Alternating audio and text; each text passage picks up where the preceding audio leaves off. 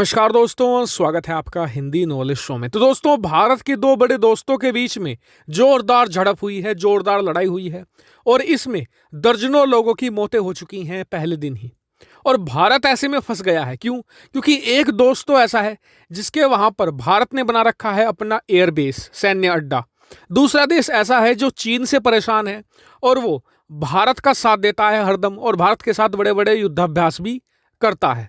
ऐसे में भारत के लिए मुश्किल ये है कि किसका पक्ष ले, किसका पक्ष ना ले, क्योंकि दोनों ही देश भारत के साथ करीबी संबंध रखते हैं और चीन के साथ उनके अच्छे संबंध नहीं है। तो ऐसे में भारत को दोनों को संभालने की जिम्मेदारी है।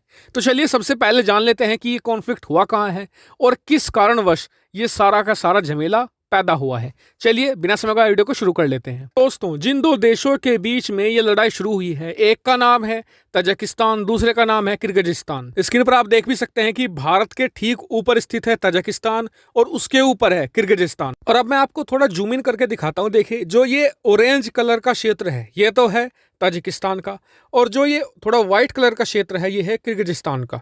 और लड़ाई हुई है ठीक यहाँ पर, जो मैंने ये ब्लैक कलर से जो ये सर्कल बनाया हुआ है, इस क्षेत्र में लड़ाई क्यों हुई है। दरअसल ये बहुत ही फर्टाइल इलाका है और सोवियत समय से ही इन दो देशों के बीच में चलता आया है एक बहुत बड़ा डिस्प्यूट इस इलाके के कंट्रोल को लेकर। और खास इसी इलाके में क्यों? क्योंकि देखिए, इस इलाके से होकर गुजरती हैं करीबन 3-4 नदियां और ये एक पूरी घाटी है और बहुत ही फर्टाइल इलाका है, बहुत ही ज़्यादा उपजाऊ जमीन है। और आप पूरे मध्य एशिया को देखेंगे तो हमेशा आपको मिलेंगे पहाड़ी इलाके, इसके अलावा रेगिस्तान वगैरह, तो कुछ खास वहाँ पर उगा नहीं सकते आप। लेकिन इस क्षेत्र में बहुत ही ज़्यादा फर्टिलिटी है, काफ़ी अच्छा यहाँ पर कृषि का काम होता है। तो ऐसे में दोनों देश चाहते हैं कि उनका कंट्रोल इस क्षेत्र पर हो जाए। और ऐसा नहीं है कि यहाँ पर लड़ाई सिर्फ किर्गिजिस्तान तजाकिस्तान की होती है, यहाँ पर उज्बेकिस्तान भी एक पार्टी है। मैं आपको उदाहरण देता हूँ। अब देखिए, जो मैंने राउंड सर्कल बनाया हुआ है ना, इसके बीचों बीच आपको एक पिंक कलर का आइलैंड सा दिख रहा होगा। ये क्षेत्र है उज्बेकिस्तान का, ठीक है।